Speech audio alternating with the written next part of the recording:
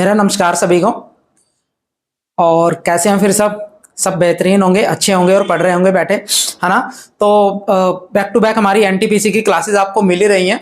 और थोड़ा सा रेगुलर पिछले वीक नहीं हुआ क्योंकि थोड़ा काम ज़्यादा था, है ना। तो इस वजह से टाइम नहीं मिला वीडियो बनाने का। पर इसके बाद जो है रेगुलर आपको क्लासेस मिलेंगी। और रेशो हम कोशिश करेंगे कि रेशो की जो रिवीजन है वो मैक्सिमम 2 क्लासेस में आपको करा दूं मैं। अच्छा, लास्ट जो है आपको हमने एजिस का रिवीजन दिया है, तो एजिस के क्वेश्चन हमने डाले हैं, ठीक है।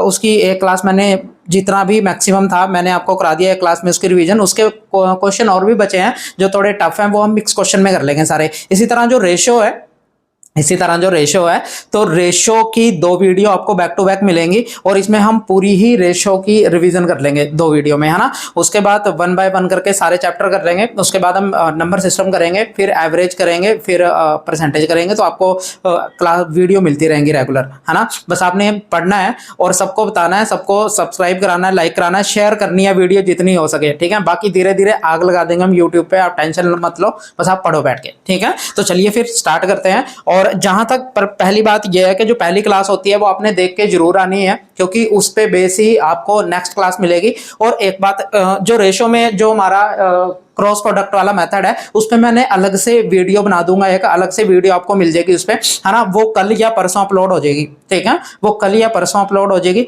तो क्रॉस प्रोडक्ट पे मैंने 8-9 क्वेश्चन कराए हैं, उस पे बहुत सारे क्वेश्चन रेलवे में पूछ रखे हैं और बहुत सारे एग्जाम्स में रेलवे को छोड़ के एसएससी हो गया, सीएचएसएल, सीजीएल हो गया, है ना, या कोई भी फेज 9 इस तरह का एग्जाम है तो सब में पूछे गए हैं, ठीक है। तो बस आपने प्रैक्टिस करनी है जितनी हो सके और हर एक क्लास को आपने अटेंड करना है। तो ठीक है, फिर करते हैं स्टार्ट। पहली क्लास ये है, पहला क्वेश्चन आपके सामने। क्वेश्चन में लिखा है कि भाई एबीसी जो है, ABC is in the ratio 3:5 में है। कोई नंबर है एबीसी, 3 बंदे हैं मान लो, वो उनमें हमने टोटल 500 रुपए बांटने हैं, तीनों में 500 रुपए बांटने हैं। पहली बात तो ये है, 3 बंदे कौन है, तो आप बोलोगे भाई 3 बंदे एबीसी हैं। अच्छा, उनके पास जो हमने पैसे बांटने हैं, टोटल कितने रुपए हमने बांटने हैं, तो आप बोलोगे भाई टोटल 500 रुपए बांटने हैं, मतलब ये सम दे रखा है ना। यानी टोटल 500 रुपए हमने बांटने हैं 3 बंदों में, है ना। अच्छा, कौन कौन है वो 3 बंदे, तो आप बोलोगे भाई एबीसी है 3 बंदे एबीसी हैं, है ना। इनमें 500 रुपए बांटने हैं, यानी आपको सम दे रखा है टोटल। और आपको ये पूछा है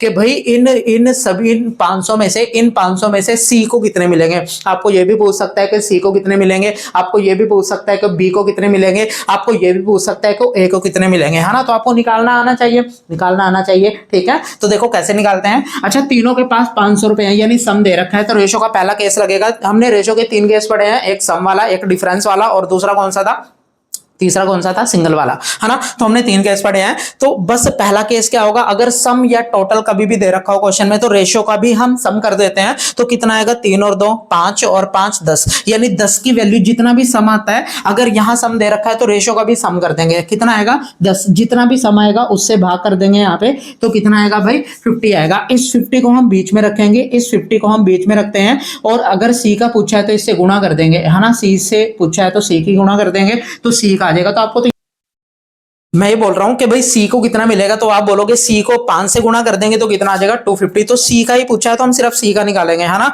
अच्छा, फिर अगर आपको ये पूछ ले बी को कितना मिलेगा, तो इसकी गुणा कर देनी है, तो कितना आ जाएगा, फिर 100 रुपए बी को मिलेंगे। अगर आपको पूछ ले ए को कितने मिलेंगे, तो इस 3 की गुणा कर देंगे यहाँ पे, तो कितना आएगा 150। तो आप देख सकते हो 150, 250 और 250 500, तो 500 रुपए हो गए टोटल मिला के, है ना। तो सी को कितना मिला है 250 रुपए।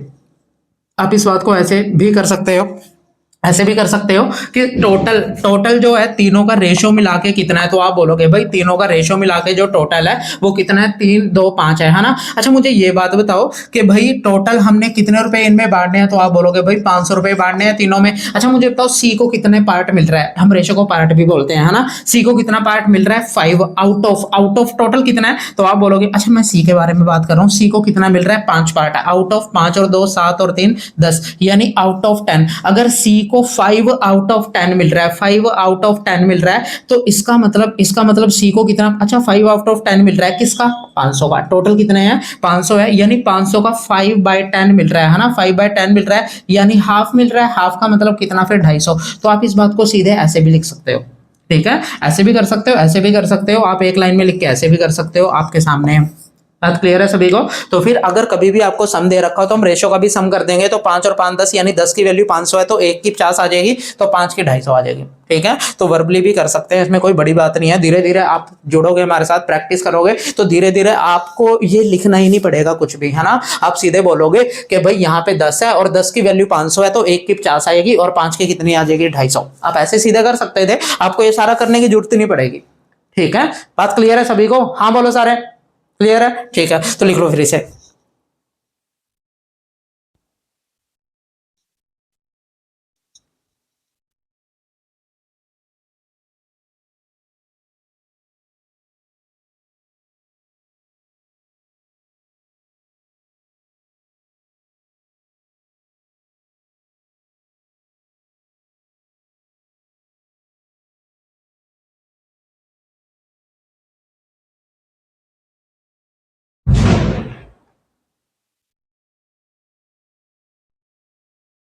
तो पढ़िए फिर, क्वेश्चन नंबर सेकंड है। क्वेश्चन नंबर सेकंड में लिखा है कि भाई टोटल 5600 रुपए हैं, 5600 रुपए हैं, 5600 रुपए हैं, ये डिवाइड करने हैं एबीसीडी में। किस रेशो में भाई? तो उसने बोला है कि एबी को 1:2 में हमने डिवाइड करना है, बीसी को 3:1 में करना है, सीडी को 2:3 में करना है।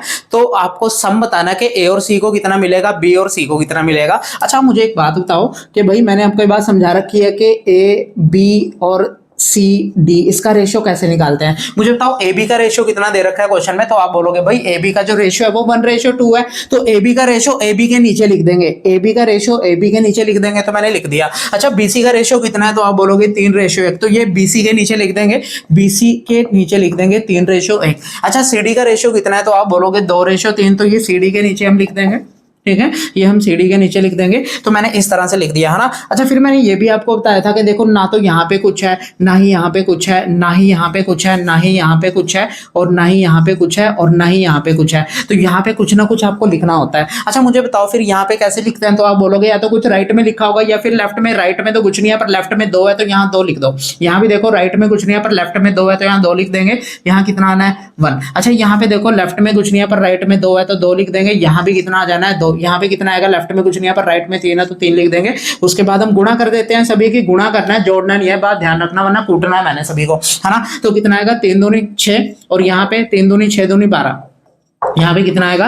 2 दूनी 4 और यहाँ पे कितना आएगा भाई? 3 दूनी 6। तो ये हमारा रेशो बन जाएगा। अच्छा मुझे एक बात बताओ, क्या ये सारे के सारे कट रहे हैं किसी पे? तो आप बोलोगे भाई 2 पे कट रहे हैं सारे के सारे, तो हम 2 पे काट देंगे फिर सभी को। तो 2 पे काट देंगे सभी को, तो कितना आएगा? यहाँ पे 3, यहाँ पे 6, यहाँ पे 2 और यहाँ पे कितना आ जाना है 3। तो ये रेशो बन गया हमारा, है ना। तो कितना है फिर ये? मुझे एक बात बताओ, ये रेशो दे रखा है तीनों का, है ना, और टोटल कितने फिर 5600 रुपए बांटने हैं तीनों में, है ना। मुझे एक बात बताओ, जैसे तीनों के पास एबीसीडी तीनों के पास कितने हैं? तो आप बोलोगे 3:6:2:3। अच्छा टोटल 5600 रुपए बांटने हैं इनमें, ठीक है, 5600 बांटने हैं। मुझे एक बात बताओ कितने मैं बोल रहा हूं कि इन चारों में एबीसीडी 4 बंदे हैं तो चारों में हमने 5600 रुपीज बांटने हैं। और आपको ये पूछा है कि भाई एसी को कितना मिला है और बीसी को कितना मिला है। तो आप मुझे एक बात बताओ कि टोटल कितने पार्ट की वैल्यू 5600 है। रेशो का पहला पार्ट है तो आप बोलोगे 3 और 2 5 और 6 11 और 3 14, यानी 14 पार्ट की वैल्यू 5600 है।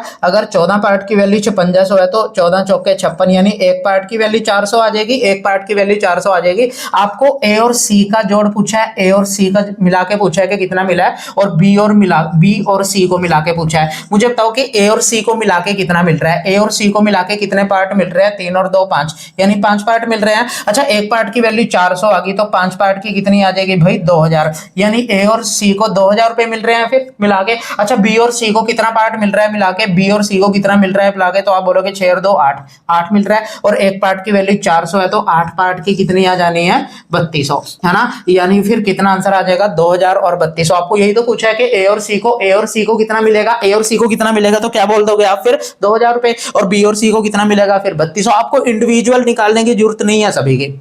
कभी ये करो कि भाई अलग से ए की निकालूंगा, अलग से बी की, अकेले की, क्या मिलेगा आपको? ऐसे अलग अलग निकाल के, है ना। तो आपने ऐसे करना है कि भाई ए और सी का पूछा है तो 3 और 2 5 की वैल्यू निकालनी है। एक की वैल्यू अगर 400 है तो 5 की वैल्यू 2000 आ जाएगी। और यहाँ पे 8 की वैल्यू, क्योंकि 6 और 2 आपको बी और सी का पूछा है, बी और सी का पूछा है तो 6 और 2 8 की वैल्यू निकाल लेंगे। 8 × 400 यानी कितना आ जाएगा फिर? 3200। तो हमारा आंसर कितना आना है फिर भाई? 2000 और 3200, 2000 और 3200, यानी ये ऑप्शन सी सही है हमारा, है ना। तो ये आंसर हो जाएगा। तो लिख लो इसे, बहुत इंपॉर्टेंट क्वेश्चन है। इस तरह ये क्वेश्चन आपका प्रीवियस ईयर है रेलवे का, लिख लो इसे।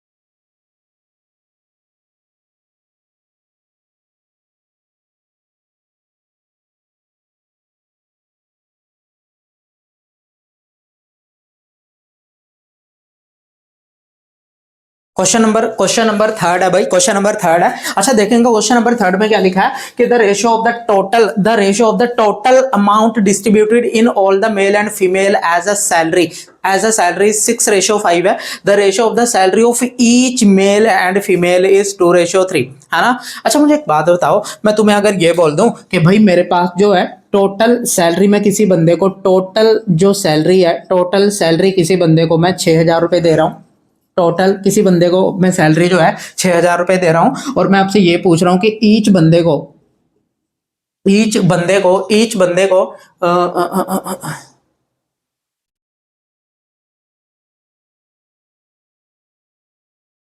अच्छा टोटल जो अमाउंट है मैं 6,000 रुपए दे रहा हूं किसी बंदे को, और ईच बंदे को मान लो मैंने 50 रुपए दिए, ईच बंदे को मान लो मैंने 50 रुपए दिए, तो मेरे पास कितने बंदे होंगे, मैं बंदे लिख देता हूं। मैं अगर आपको ये बोलूं कि मेरे पास मैं किसी बंदे मुझे नहीं पता कितने बंदे हैं, मैं उनमें टोटल 6,000 रुपए बांटे मैंने, ठीक है। मान लो इस क्लास में टोटल मुझे नहीं पता कितने बंदे हैं, मैंने पूरी क्लास में 6,000 रुपए बांटे हैं, तो पूरी क्लास में अगर मैंने 6,000 रुपए बांटे हैं और ईच बंदे को मैंने 50-50 रुपए दिए हैं, हर बंदे को जितने भी क्लास में बंदे हैं उनको मैंने 50-50 रुपए दिए हैं, और मैं आपको ये पूछ रहा हूँ कि कितने बंदे होंगे क्लास में, तो आप कैसे बताओगे? हाँ जी कैसे बताओगे, बताओ मुझे। तो आप बोलोगे भाई हम डिवाइड करके देख लेंगे, जब डिवाइड आप करोगे तो कितना आएगा, 5 0 से 0 काट देंगे और 12 पंजे 60, यानी कितने बंदे होंगे फिर क्लास में भाई, 120 बंदे होंगे। यानी टोटल अमाउंट या सैलरी अगर आपको दे रखी है ना, इसे अमाउंट भी बोल सकते हो। तो मैं आपको ये बोल रहा हूं कि 6,000 रुपए टोटल थे आपके पास, और 50 रुपए आपने हर बंदे को 50 रुपए दिए हैं, तो टोटल कितने बंदे होंगे क्लास में, तो आप क्या करोगे, डिवाइड करके देख लोगे तो कितना आ जाना है, फिर 120 आ जाना है ना। यानी 120 बंदे, यानी टोटल अमाउंट या सैलरी अगर दे रखी है और ईच बंदे को, हर एक बंदे को कितना कितना दिया वो आपको दे रखा है, तो भाग करके हम बंदे निकाल सकते हैं कि कितने बंदे हैं। तो वही इस क्वेश्चन में दे रखा है कि भाई बंदे कितने हैं वो हमें नहीं पता, पर हमें अमाउंट या फिर सैलरी दिया हुआ है, कि अमाउंट किस रेशो में डिवाइड किया है या फिर सैलरी किस रेशो में डिवाइड किया, तो ये है ना। अच्छा ईच बंदे को कितने रुपए मिले हैं, वो किस रेशो में आपको दिया हुआ है, 2:3, है ना। तो आपको नंबर ऑफ पर्सन निकालने हैं, आपको नंबर ऑफ पर्सन निकालने हैं कि कितने पर्सन है। तो अभी तो मैंने आपको यही बात समझाई कि अमाउंट या सैलरी, ये अमाउंट ए का मतलब अमाउंट है, एस का मतलब सैलरी है ना। तो कभी भी अमाउंट या सैलरी का रेशो दे रखे है और ईच बंदे को कितना मिला है, तो वहां से हम नंबर ऑफ पर्सन निकाल सकते हैं, यानी मेल और फीमेल कितने हैं, हम यहाँ से बता सकते हैं कि मेल और फीमेल कितने हैं। तो अभी बताया मैंने, अमाउंट दे रखा है और ईच बंदे को कितना मिला है, अगर दे रखा है तो भाग करके बंदे आ जाएंगे हमारे, है ना। तो भाग कर देंगे, फिर सीधे सीधे भाग कर दो। अच्छा इसे सोल्व करना हम जानते हैं, इसे सोल्व करना हम जानते हैं। कैसे सोल्व करते हैं, तो आप बोलोगे भाई क्रॉस मल्टीप्लाई कर देते हैं, इसकी गुणा इसके साथ, इसकी गुणा इसके साथ, तो करेंगे। यानी 3 की गुणा 6 के साथ तो 18 आएगा, और 5 की गुणा 2 के साथ तो कितना आएगा, 10। तो किस रेशो में आ जाएगा, तो आप बोलोगे भाई 9:5 में आ जाएगा। यानी फिर क्लास में जो मेल और फीमेल है वो किस रेशो में है, 9:5 में है। आपको रेशो ही पूछा है इस क्वेश्चन में, तो किस रेशो में है, 9:5 में है, ठीक है। तो भाग करके देख देंगे सीधा, है ना, भाग करके निकाल देंगे। तो सीधा रेशो को तो मैंने समझाने में इतना टाइम लगाया है, अगर मुझे ये क्वेश्चन दिखे ना तो मैं सीधा क्या करूंगा, मैं इस रेशो को इस तरह से आपको दे रखा है, और इस रेशो को इस रेशो से भाग कर देंगे, ठीक है। इस रेशो को सीधे इस रेशो से भाग कर देंगे और क्रॉस मल्टीप्लाई करके आंसर निकाल लेंगे, तो कितना आ जाना है। तो आप बोलोगे भाई 18:10, और 18:10 का मतलब क्या होता है, तो आप बोलोगे 9:5। तो बस इतना सा टाइम लगना था इस क्वेश्चन में, है ना, इतना ही तो टाइम लगना था। तो अब मैंने समझाने के लिए इतना टाइम लिया है ना। तो बाकी क्वेश्चन तो आपके सामने है कितना सा है, है ना। तो बस इतना टाइम लगाना, 10 सेकंड का ही क्वेश्चन है, इससे ज्यादा का नहीं है ये, ठीक है। तो चेप लो इसे फिर।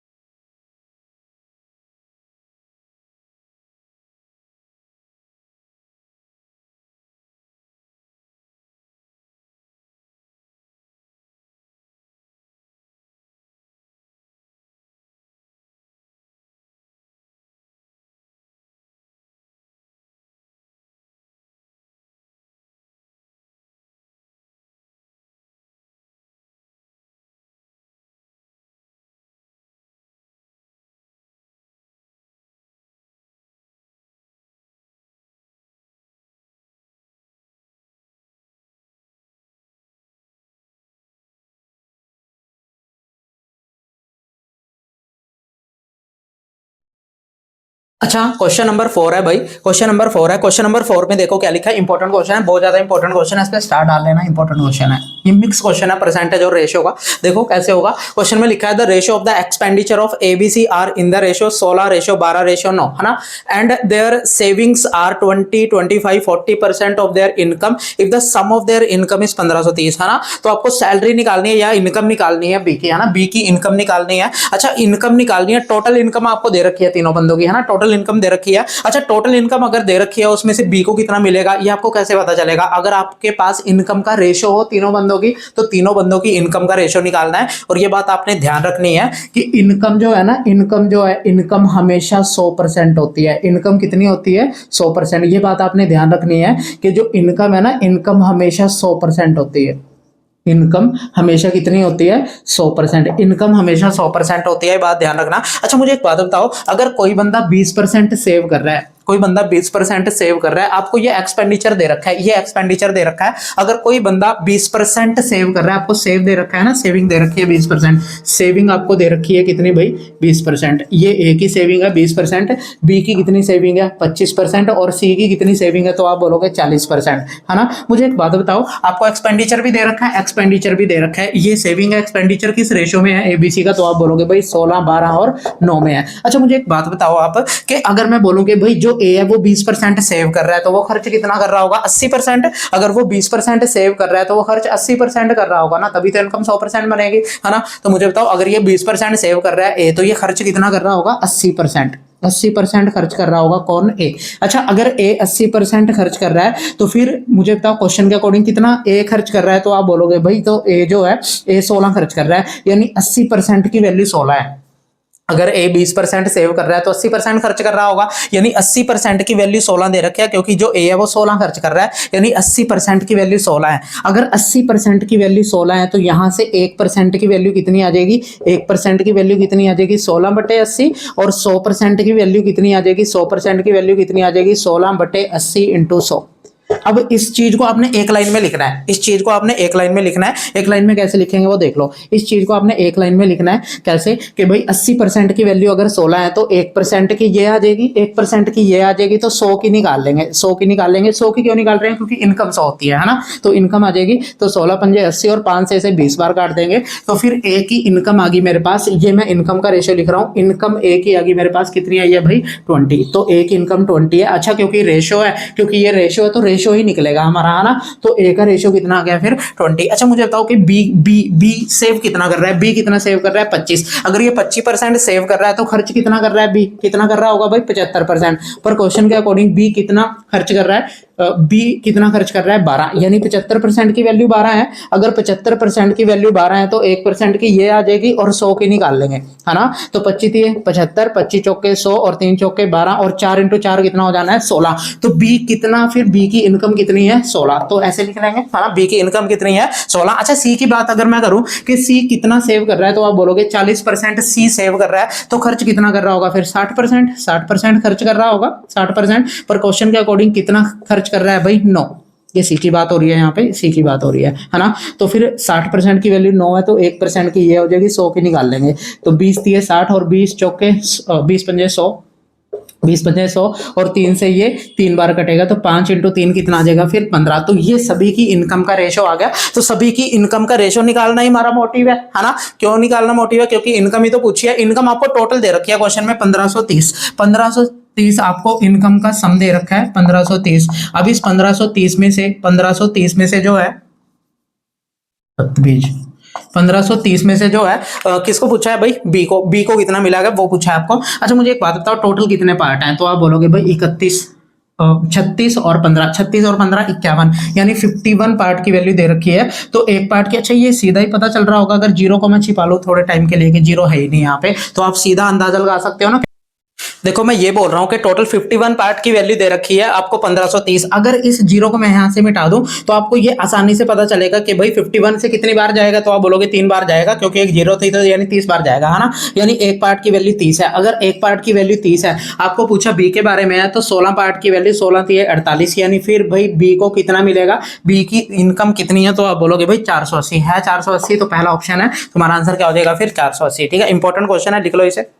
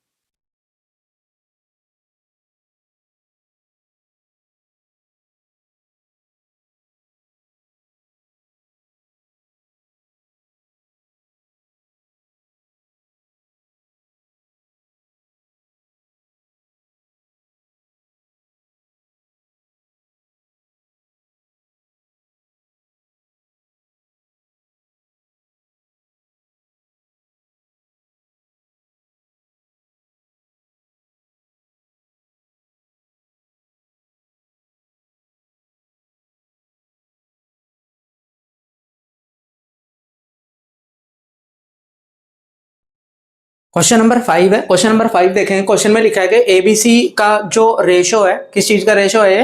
The ratio of the ABC is 347 and there expenditure is 435, है ना। इफ थोड़ा सा इनकम, ये इनकम है, यहां पे इनकम लिख लेना, ठीक है। आपको इनकम का रेशो दे रखा है एबीसी की इनकम का रेशो दे रखा है क्वेश्चन में एबीसी की इनकम का रेशो दे रखा है कितना है भाई? 374 ये इनकम का रेशो है। और आपको क्या दिया हुआ भाई? एक्सपेंडिचर का भी रेशो दिया हुआ है। दोनों का कितना है भाई? 435 ये इनके एक्सपेंडिचर का रेशो है। अच्छा आपको पूछा गया है कि भाई ए जो सेव कर रहा है ना, 300 रुपए सेव कर रहा है 2400 में से, तो सेविंग सी की पूछी है। अच्छा मुझे ये बात बताओ कि भाई किसी भी बंदे की अगर आपको सेविंग निकालनी हो, किसी भी बंदे की अगर आपको सेविंग निकालनी हो, किसी भी बंदे की अगर आपको सेविंग निकालनी हो तो कैसे निकालते हो? तो आप बोलोगे हमें भाई सी की सेविंग पूछा है, सी की सेविंग पूछा है, तो आपको सी की इनकम पता होनी चाहिए और सी का एक्सपेंडिचर पता होना चाहिए। आपको किसी भी बंदे की अगर सेविंग निकालनी हो ना, किसी भी बंदे की अगर सेविंग निकालनी हो तो उसके लिए आपको उसकी इनकम पता होनी चाहिए, एक्सपेंडिचर पता होना चाहिए। इनकम में से एक्सपेंडिचर माइनस कर दोगे तो आपकी भाई सेविंग आ जाएगी। तो सी की सेविंग कैसे निकलेगी भाई? अगर उसकी इनकम पता चल जाए और एक्सपेंडिचर पता चल जाए। अच्छा इनकम यहां से पता चल जाएगी, है ना। सी की इनकम यहां से पता चल जाएगी और सी का एक्सपेंडिचर यहां से पता चल जाएगा। समझ रहे हो क्या बात बोल रहा हूं मैं? अच्छा मुझे एक बात बताओ कि भाई जो ए है वो कितना सेव कर रहा है? 300 रुपए सेव कर रहा है, कितने में से भाई? 2400 में से। अगर जो ए है वो 300 रुपए सेव कर रहा है 2400 में से, अगर वो 2400 इसका मतलब 2400 इनकम है सी की, सॉरी ए की जो टोटल इनकम है वो 2400 है और उसमें से वो 300 सेव कर रहा है। अगर वो 2400 में से 300 सेव कर रहा है तो वो खर्च कितना कर रहा होगा? तो आप बोलोगे 2100 खर्च कर रहा होगा। अच्छा मुझे बताओ भाई कि ए की इनकम कितनी है? 2400। ए की इनकम 2400 है, यानी हम ऐसा बोल देंगे कि 3 पार्ट की वैल्यू 2400 है, क्योंकि इनकम का रेशो दे रखा है। तो भाई उधर देखो ए की इनकम 2400 है, यानी 3 पार्ट की वैल्यू 2400 है। अगर 3 पार्ट की वैल्यू 2400 है तो एक पार्ट की 800 आ जाएगी। अगर एक पार्ट की 800 है, अगर एक पार्ट की 800 है तो 4 की कितनी आ जाएगी? 3200। 4 की कितनी आ जानी है? 3200। हमें सी से मतलब है, बी से कोई मतलब नहीं है, तो बी की तरफ हमें देखना भी नहीं है ना। तो फिर कितनी आ जाएगी इनकम? आगे सी की। तो एक काम तो खत्म हो गया, ए की सी की इनकम 3200 आ गई। अब एक्सपेंडिचर और निकाल लेंगे। अच्छा एक्सपेंडिचर यहां से निकलेगा, अगर जो ए है वो 300 सेव कर रहा है कितने में से? 2400 में से, तो खर्च 2100 कर रहा होगा। 2100 खर्च कर रहा होगा, है ना। यानी 4 की वैल्यू 2100 है। अगर 4 की वैल्यू 2100 है तो यहाँ से एक पार्ट की निकाल लेंगे तो आप बोलोगे भाई 525 आएगा, ऐसे काट के 525, तो एक पार्ट की अगर 525 है तो 5 की निकाल लेंगे, 5 की कितनी आ जाएगी 2625, 2625 आ जाएगी 5 की, है ना। तो फिर बस ये आ गया हमारा क्या एक्सपेंडिचर सी का 2625। इसे घटाएंगे तो हमारा कितना आ जाना है 575, 575 आएगा, यानी 575 वो उसकी फिर क्या है भाई सेविंग है, किसकी सी की, तो सी की सेविंग कितनी है 575। तो यही तो पूछा है आपको, है ना। तो इंपॉर्टेंट क्वेश्चन है, लिख लो इसे।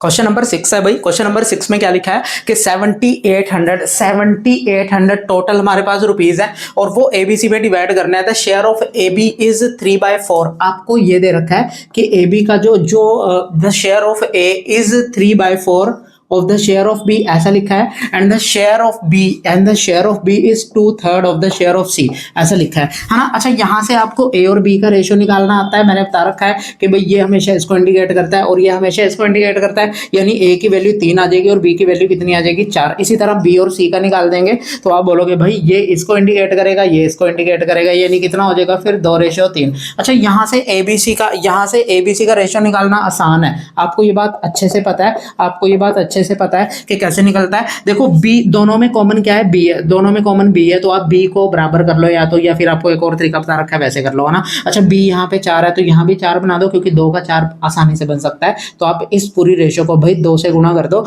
2 से गुणा करोगे तो कितना आएगा यहाँ पे 4 और ये कितना आ जाएगा 6। तो देखो बी बराबर हो गया दोनों में, अगर बी बराबर हो गए दोनों में तो रेशियो क्या आ जाएगा 3 4 6, 3 4 6, 3 4 6। तो ये रेशो हो जाएगा तीनों का। तो मुझे एक बात बताओ, टोटल 7800 डिवाइड करने हैं, 7800 डिवाइड करने हैं। टोटल जो सम है वो 7800 आपने डिवाइड करना है, यानी कितना आ जाएगा फिर, तो आप बोलोगे 10 और 3 13, यानी 13 पार्ट की वैल्यू 7800 है। 13 छिक्के 78 होता है, तो एक पार्ट की 600 आ जाएगी। आपको बी और सी का डिफरेंस पूछा है, मुझे बताओ बी और सी का डिफरेंस 2 पार्ट का है, एक पार्ट की वैल्यू 600 है। अगर एक पार्ट की वैल्यू 600 है तो 2 पार्ट की कितनी आ जाएगी फिर 1200। तो आपको यही पूछा है क्वेश्चन में 1200, है ना, कि दोनों का डिफरेंस पूछा है कितना आएगा, तो कितना आ जाएगा फिर 1200। लिख लो, इंपॉर्टेंट क्वेश्चन है और बस पढ़ लो, लिख लो।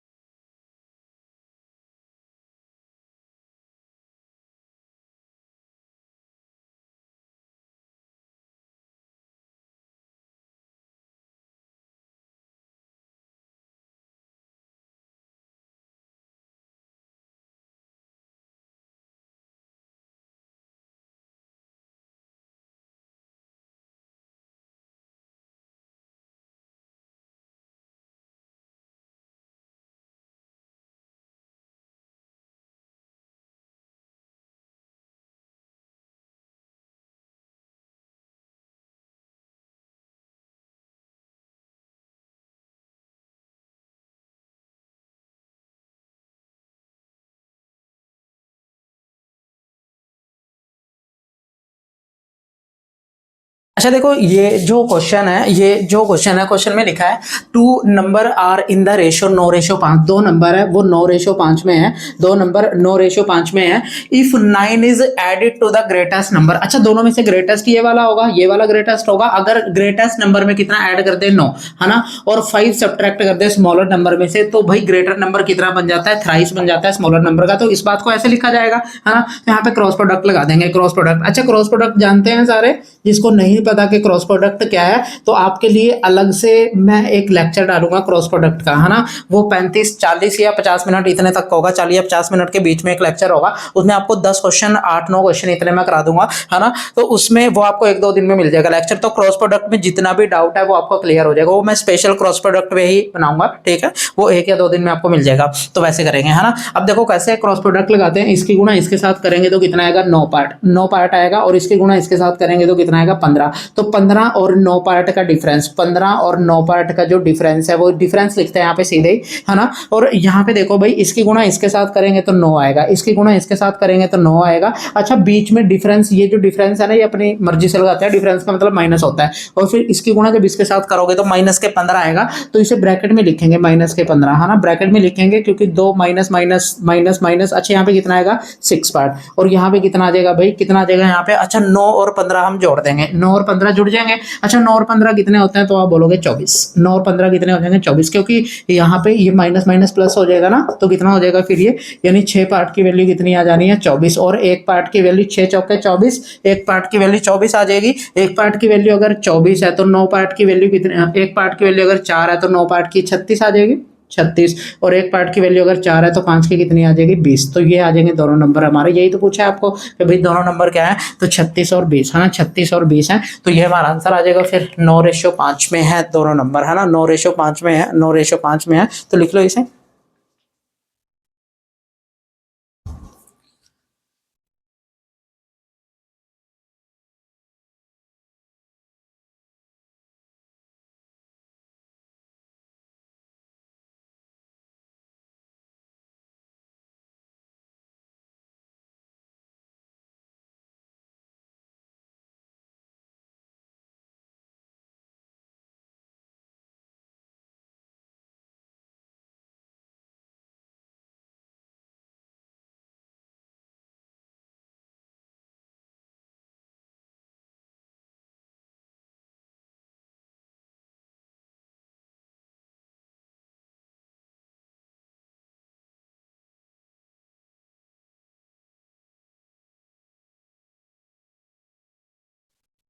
अच्छा देखो, क्वेश्चन नंबर 8 है, क्वेश्चन नंबर 8 में लिखा क्या है वो समझेंगे पहले। अच्छा, ये मान लो हमारी अर्थ है, प्यारी सी अर्थ है, और ये जो लाइन है मैंने इसको 2 बराबर भागों में बांट दिया। अच्छा, ये इमेजिनरी लाइन को हम बोलते हैं, इसे इक्वेटर बोलते हैं, वो इमेजिनरी लाइन जो अर्थ को 2 इक्वल भागों में बांटती है उसे हम इक्वेटर बोलते हैं। ये नॉर्दर्न हेमिस्फेयर है, और ये क्या है, सदर्न हेमिस्फेयर। ये नॉर्दर्न हेमिस्फेयर है, ये सदर्न हेमिस्फेयर है। अच्छा, आपको नॉर्दर्न हेमिस्फेयर में वाटर और अर्थ का रेशो दे रखा है, वाटर और अर्थ का रेशो कितना है भाई, तो आप बोलोगे भाई 1:2 है, ये नॉर्दर्न हेमिस्फेयर में रेशो है। अच्छा, आपको ये भी बोला है कि भाई अगर the ratio of the land and water on earth is, अच्छा पूरी अर्थ पे बोला है उसने कि पूरी अर्थ पे लैंड और वाटर का जो रेशो है, पूरी अर्थ की बात बोली है, तो पूरी अर्थ पे कितना है भाई, 1:2 में है ना। लैंड और वाटर जो है पूरी अर्थ पे 1:2 में है, और द रेशो 2:3 ये किसमें है, नॉर्दर्न हेमिस्फेयर में जो रेशो है वो 2:3 है। अच्छा, मुझे एक बात बताओ, ये तो पूरी लैंड की बात हो रही है, और ये किसकी बात हो रही है भाई, ये आधी अर्थ की बात हो रही है। तो पूरी लैंड पे जो पानी होगा या फिर वाटर, जो पानी होगा और लैंड होगा, वो तो क्या होना चाहिए, डबल पूरी। अच्छा, पहले तो आप इन दोनों को बराबर करो। मुझे एक बात बताओ, ये आधी अर्थ की बात हो रही है और ये पूरी अर्थ की बात हो रही है। पूरी अर्थ पे लैंड और वाटर इस रेशो में है, और जबकि नॉर्दर्न हेमिस्फेयर में इस रेशो में है। पर ये बात हम जानते हैं कि ये तो पूरी अर्थ की बात है, तो पूरी अर्थ और आधी अर्थ, अगर मैं आपको ये बात बोल दूं, कि ये कोई पिक्चर है और इस पे 100 लीटर पेंट होगा, और मैंने इसको बराबर भागों में बांट दिया, तो आप बोलोगे भाई 50 लीटर ही यहाँ होगा और 50 लीटर ही यहाँ होगा, ऐसे ही होगा ना, 50 लीटर यहाँ होगा, 50 लीटर यहाँ होगा। यानी हम ये बोल सकते हैं। अच्छा, मुझे एक बात बताओ, अगर पूरी पे 100 हो रहा है तो आधी पे 50 हो रहा है, तो मुझे एक बात बताओ, अगर पूरी पे 100 है तो आधी पे 50 है, यानी ये वाला हाफ है इसका, तो इसी तरह अगर ये पूरे की बात हो रही है, ये आधे की बात हो रही है, तो ये वाला तो आधा होना चाहिए ना इसका, जैसे ये 50 इसका आधा है ना, तो ये आधा होना चाहिए। पर आपके सामने ये आधा तो नहीं है ना, ये आधा नहीं है, तो हम क्या करेंगे, पहले इनको बराबर करो, पहले दोनों को बराबर करेंगे। अच्छा, बराबर कैसे करते हैं, 2 और 1 3, ये 3 पार्ट है और यहाँ पे ये 5 पार्ट है, तो इधर 5 से गुणा कर देंगे, क्योंकि इधर 5 है, इधर 3 है, तो इधर 3 से गुणा कर देंगे तो बराबर हो जाएंगे। देख लो कितना आएगा। अच्छा, अब डायरेक्ट आधा नहीं कर सकते, पहले दोनों को बराबर करना जरूरी होता है, तो इसलिए मैं बराबर कर रहा हूँ ना। तो 3 दूनी 6 और 3 3 9, तो ये कितना हो गया 15 पार्ट है ना। 5 से गुना करेंगे यहाँ पे तो 5 और 10 तो कितना हो गया 15। देखो 15 यहाँ हो गया 15 यहाँ हो गया है ना, बराबर हो गया।